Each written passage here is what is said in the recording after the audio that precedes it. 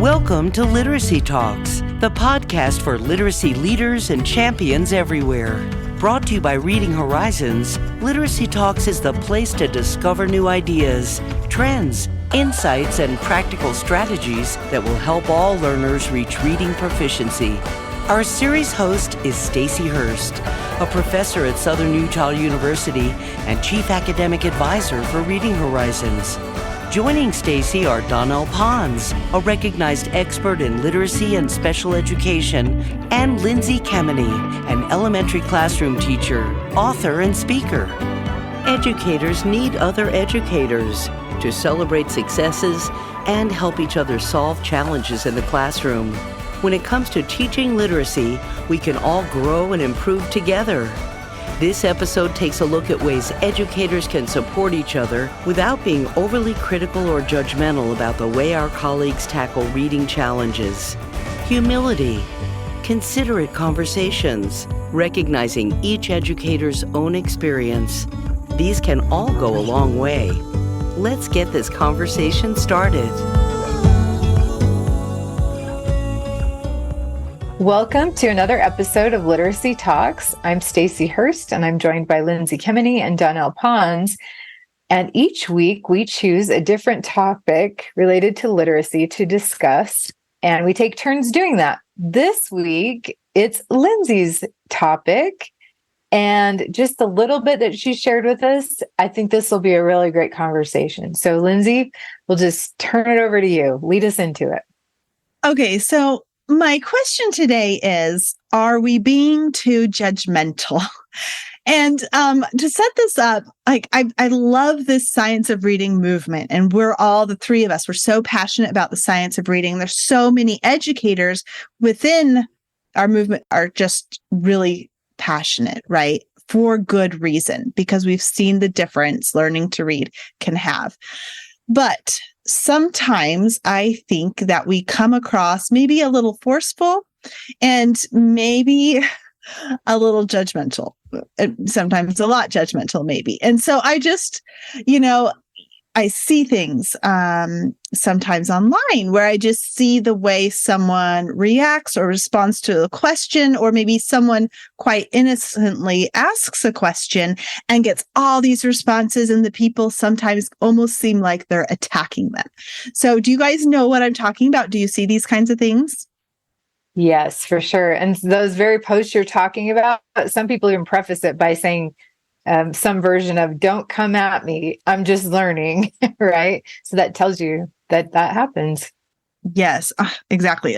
So what I want to do today is maybe just talk about some guidelines that we could have, or maybe just some things to think about as we're trying to advocate for change in classrooms, some things to think about moving forward and how we're communicating with other people. So, advice, thoughts, that those kinds of things. But I see this a lot with sometimes terminology.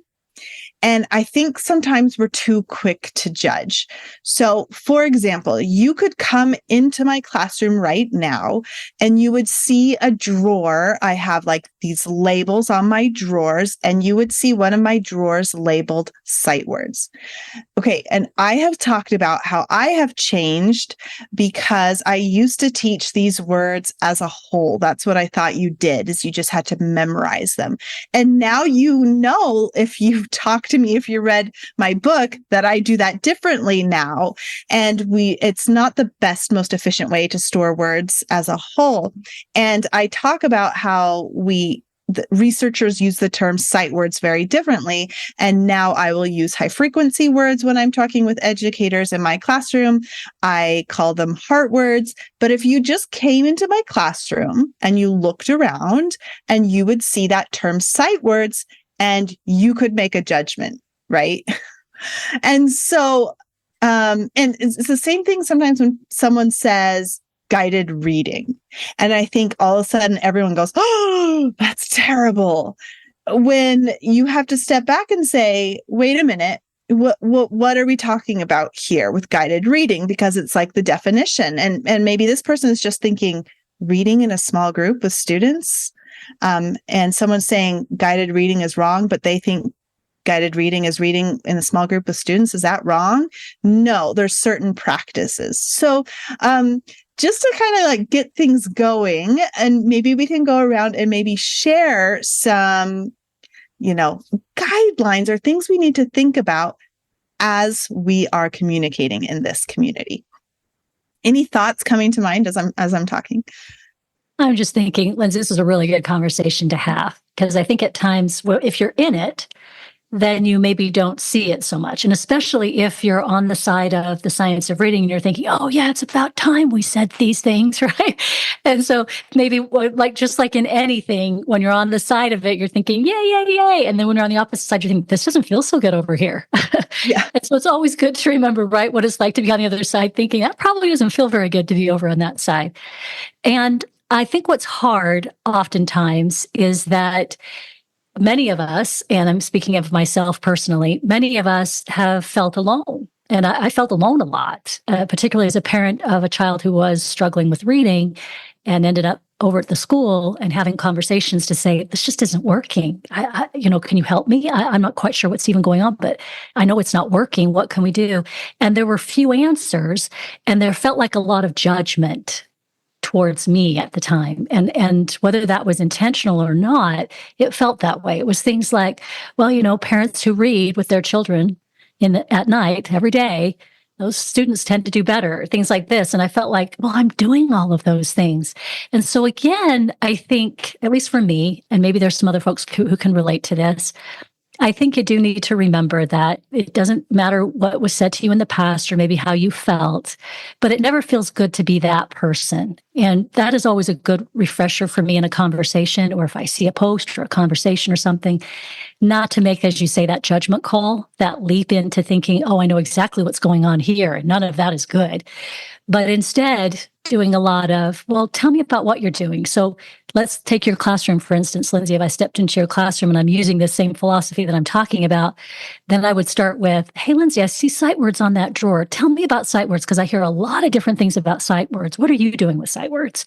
And opening up the conversation that way. It's just a thought. Great. So, kind of two main things there: to stop, think about when you were the learner, right? When you were new. And also, Donnell, you're asking questions.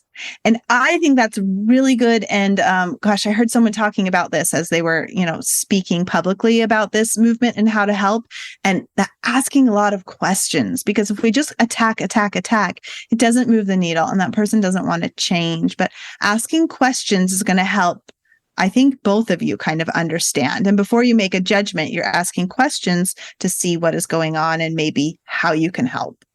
Stacey, have you thought of any maybe guidelines? Anything? Well, I actually, as you guys were talking, I was thinking about a couple of people early on who brought my attention to this very thing. One was Emily Hanford herself. The first time I heard her talk in person, she was telling about her experience publishing her, we know now, very impactful stories, journalism, really. And she said she felt oftentimes like she had just run into the church and screamed, "There is no God," the way that people reacted to that, because she was being very straightforward and she had anecdotal and all kinds of research and evidence to show that, right? So as I thought about that, I realized, that I can see how people would react that way if the information they're receiving is that kind of, I don't know, direct may be the word. And then also, Steve Dykstra really addressed this. I think it was a Plain Talk that I heard this, and his title, maybe not appropriate to say on air, but it was like, "Hey, dumb A." And his whole point was we can't approach it that way. But what I appreciated about what he said, definitely, there were things like ask questions, remember that we're all learning, those kind of things. But he also had a strategic approach to it. And he did state, in true Steve Dykstra form, I would say, there are people who we should be direct with and hold accountable because their impact is far reaching and important. So, and maybe in some cases, they're making decisions that are not in the best interest of our students. But in any case, you can't just come out of the gate with that. Like, you work with these people. So like, ask them questions, build relationships, share what you're doing. And I've seen it a lot that the data in a school setting will speak for itself, right? If somebody just applies what they know, their students start getting the results that everybody wants. And then teachers are curious, what are you doing? As opposed to, I'm going to do it the right way. And then people wouldn't be as open, even if students are getting the results you want. So all good things to think about. Well, and I do think we need to inform, right? Like you were saying, yes, we can be clear and direct, and we do want to move this work forward. We do want to inform educators, and, everyone can improve. But it's how we do it, and we can inform gently, and we don't want to attack, I think. And I can understand, especially as a parent of a son with dyslexia, I can totally understand being impatient and frustrated and really wanting to get angry. I can understand that. But usually that doesn't get you anywhere. And like Donnell was saying, like, who are you directing your anger at? Maybe this is a new person, but you've never had anything with them, and you're bringing in some baggage that you're angry about, and then you're unleashing it on this person. So I think we want to inform, but we can do it gently, and we can do it without judgment, because everyone wants what's best for kids, right? And sometimes it's just, there's misinformation, or there's things that need to change, but the person doesn't know. I mean, I didn't know so many things and I was doing things for years that weren't the best way for teaching kids to read, and it's hard to admit it and then change. And I think also just to consider their expertise, right? Because also, like, I just see this sometimes with other, like, I've been guilty of this too. Oh, this person is giving a training, but like, we have to remember that everyone has expertise somewhere, and there's always more to learn. And like, it's not one person owns this term science of reading. It's not just one group of people that can teach others about it. Here's the other thing. I also want to talk about, what about the other side? Because I'm talking about like how we share this information with others. But what about when someone says something to you or kind of corrects you? We need to think about how we react and take criticism. For example, I had someone that I feel like her tone came across a little ornery with me when I had posted a video of my students.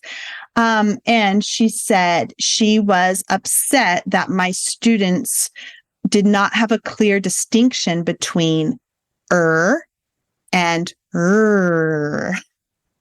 Okay, I don't know if I said that very clearly. So, but it's really hard, in my opinion, it's very hard to distinguish between like an and just the R like at the beginning of a word, because that R kind of changes how it's pronounced, whether it's at the beginning of the word or the end of the word. And I think it's a hard phoneme to pronounce.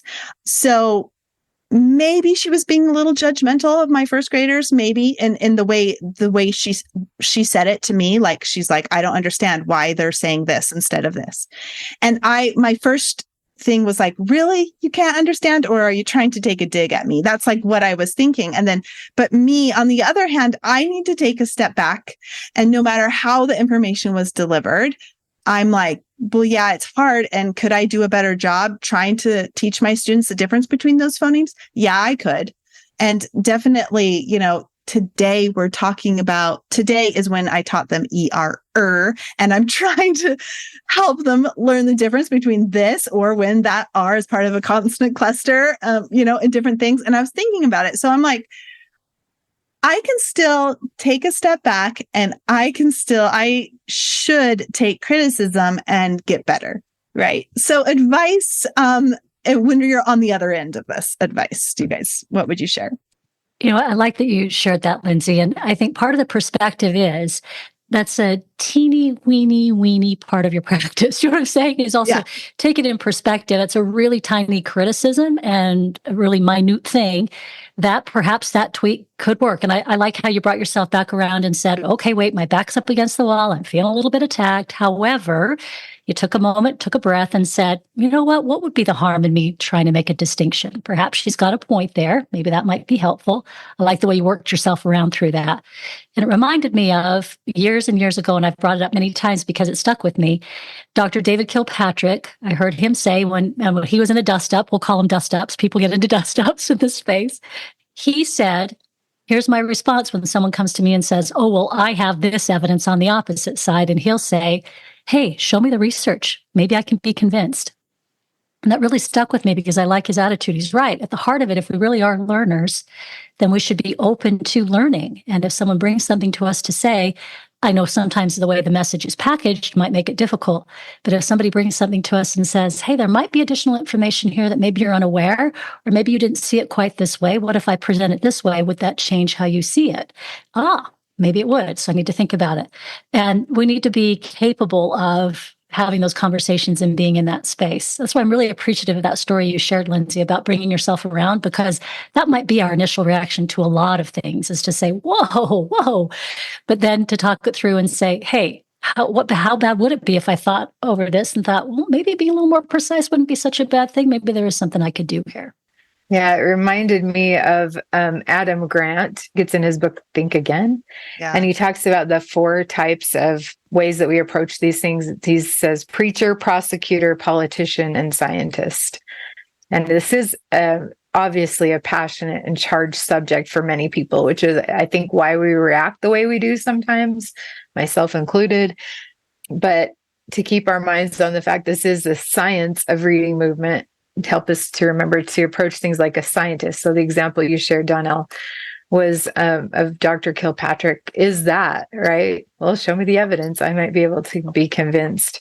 And I think not only do I need to think about which role I'm coming from when I have that kind of reaction and maybe step back and moderate it into the role of a scientist, but I think it will be helpful for me when interacting with others to kind of assess where they're coming from, what role they're taking on in their reaction as well. Because I'm sure from their perspective, it's totally understandable, right? If you're wondering where to find proven, outcome-focused ways to put the science of reading into practice, you're in the right place. Reading Horizons Discovery is the evidence-based foundational literacy program educators asked for and helped create, with integrated components that emphasize phonics, phonemic awareness, high-frequency words, and rapid assessments that make grouping and individualized instruction easy to manage and deliver. This is the program that makes literacy instruction streamlined and more successful for teachers and students alike, so all learners can achieve reading proficiency. Go to readinghorizons.com/product guide to download complete program details today. You know, something else I've got to remember in this space too, a lot of this is emotionally charged. Particularly, I think, and you know, I could be corrected too, but at least from my perspective and what I see, I think if you're someone who works with the end result, meaning older students, the end result, that's really hard to carry what you see those students going through. So I think I've often spoken about how you're part tutor, you're part therapist. There is a lot of really negative, hurt, pain, feelings that come with students who have been in this space and reading was a challenge and they never got the help that they needed and they were never understood. And that's really tough to hear that day after day, week after week, year after year, to hear that kind of story, to carry that kind of energy and emotion and not have it change you or affect you in a way. So I think sometimes, because I'm in that space a lot, in the adult space, I have to step back a little bit because I'm right in there. And I can get quite up when I hear somebody saying something I know is just so contrary, and I want to go, oh, but you have no idea the result. And I have to back away. But I think sometimes we carry a bit of that emotion, and there's fear, concern, or whatever else that drives. So beyond just the knowledge and the research piece, we're all human, and we carry an emotional piece to this too. And if you're really passionate about this space, if you've worked with people who have been underserved, it can be difficult to separate those out when you're having a conversation. It can be really hard. And so that's something like, I think if you're angry, try not to respond when you're angry. Like take a deep breath. And it's so good to consider, you were both touching on this, like the other person and also just their position, and their experience. Is this a researcher? Is this a passionate educator? Is this a teacher in the classroom doing the thing right now? And so when people are sharing their ideas, it's okay to have a different opinion, but we want to be open to what they're sharing and then consider it and consider where they're coming from. So like this person just said that we should do this in the classroom this way, but gosh, I don't know if that would work. Let me think through this. Has that person done it in the classroom? Are they doing it? Yes or no? Is there research that specifically says that? Yes or no? Because we can bring what we value to the table too, and we might have disagreements, and that's okay. But we want to just be open, listen to everything, and then decide what works for us. And I think just because someone we admire or someone that has a bunch of followers is saying to do something, we don't have to necessarily do it that way, right? And I'm not saying to go right against research, but there's a lot of shades of gray in here. And we've talked about some of those. It's like when you're making all these decisions, it's like Dijkstra says, right? It's not everything is the bullseye. So we get away from the bullseye and there's some questions like, do we do this? Do we do this? Do I teach this or this? And so I think we want to check our own bias. And I find that with myself too, like also think about the other person and then what would work in your classroom. And I think step away when you need to. Sometimes I think I see people start going at it and online and I'm like, no, don't, just step away. Take a break. I think like we need to stay humble too. And I've said this before, like anytime I go to a PD or session or something, and I think I know a lot about this topic, I learn something like every single time I learn something. And so there's always more to learn. And I don't think we should be scared to put something out there. I mean, because it's scary, like I have videos out there. I will share something and I'm always scared because I'm afraid people will be really critical. Well, it's okay. We don't want to come at people, right? And we don't want to attack them, but it's okay if you see something and then you can learn from it, right? We all can. Any other thoughts? I'm thinking about the online space.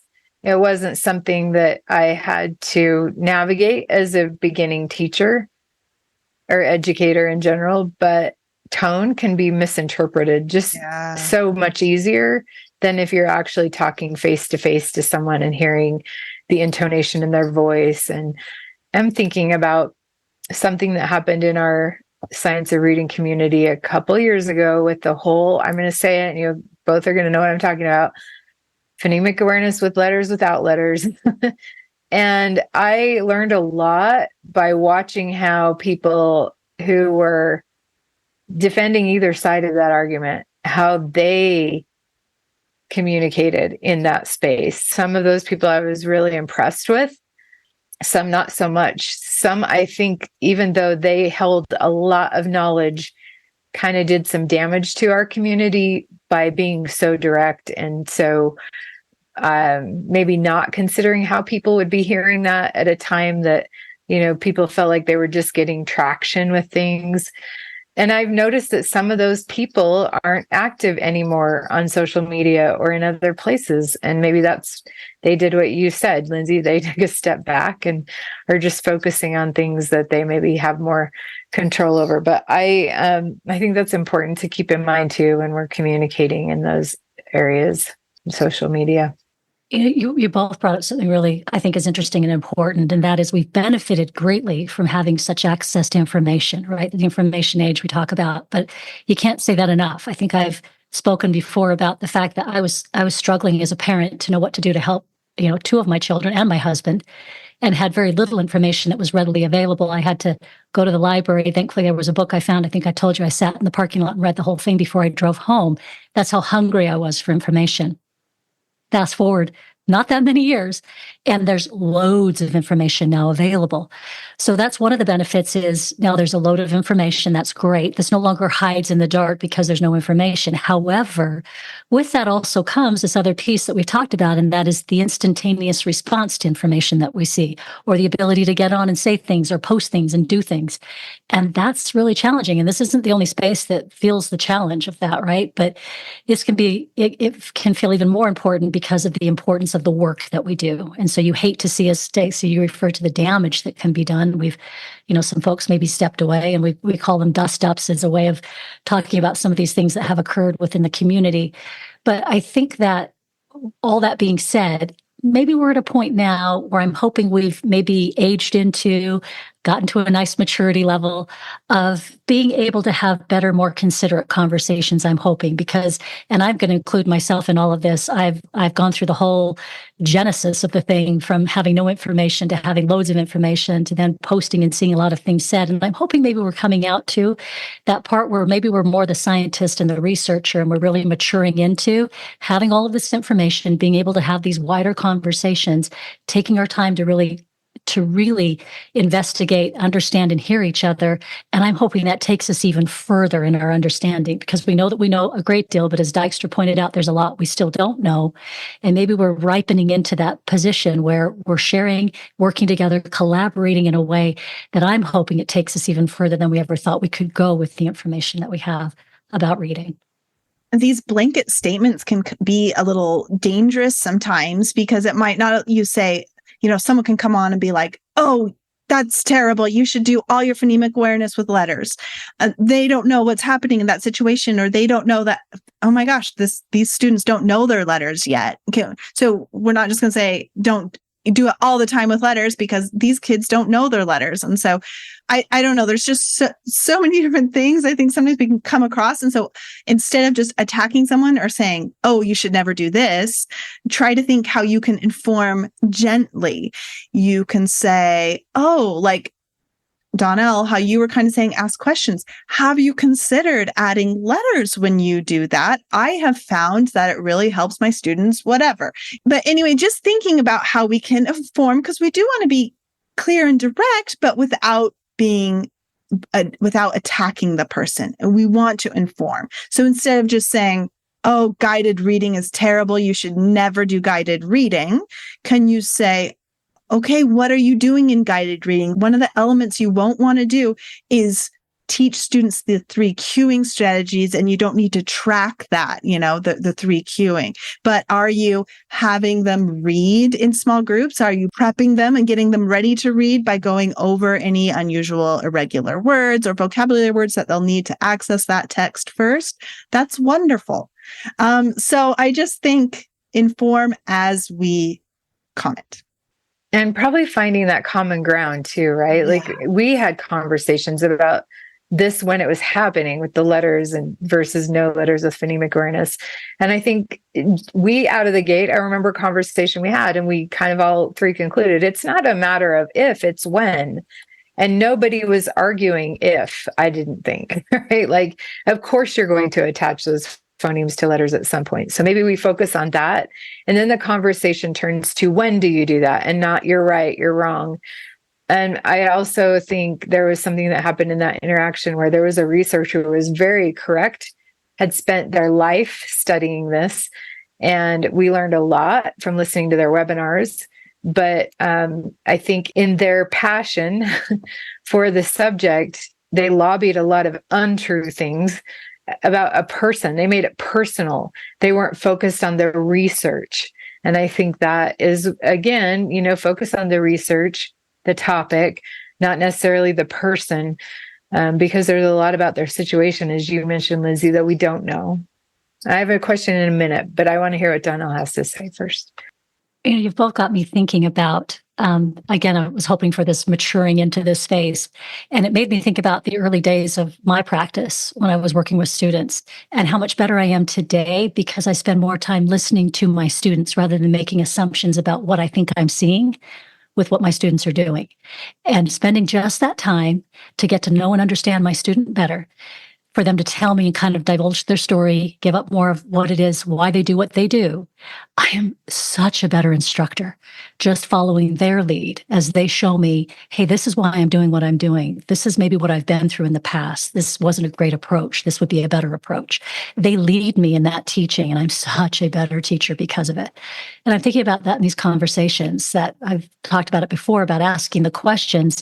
But the more that you do that and come to understand where that other person is coming from, then you understand how you can talk to them in a way that will be meaningful to them. Because talking at them is one way you can do it. We know that can only be so successful. But talking with them and having a conversation, that takes getting to know them too and understanding where they're coming from.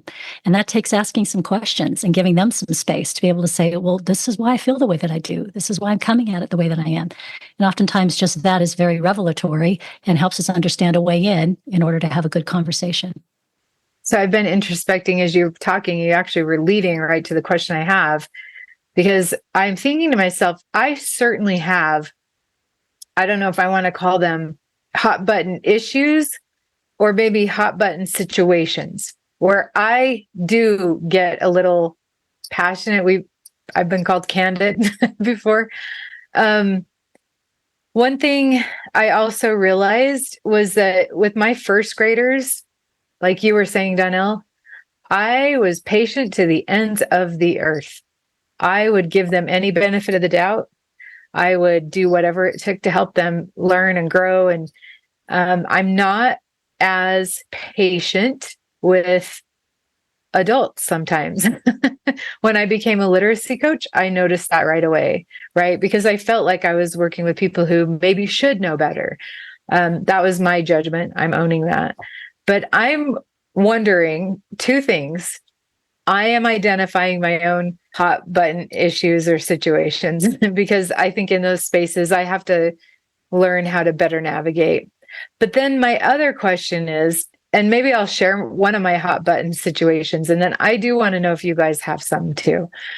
For me, it kind of is in that area of people who should know better. And I hate to say it that way, but I hold publishers to a very high level of scrutiny. And that's not personal, right? That's not one person. That is an entire company or group or organization who are putting things out to impact learning.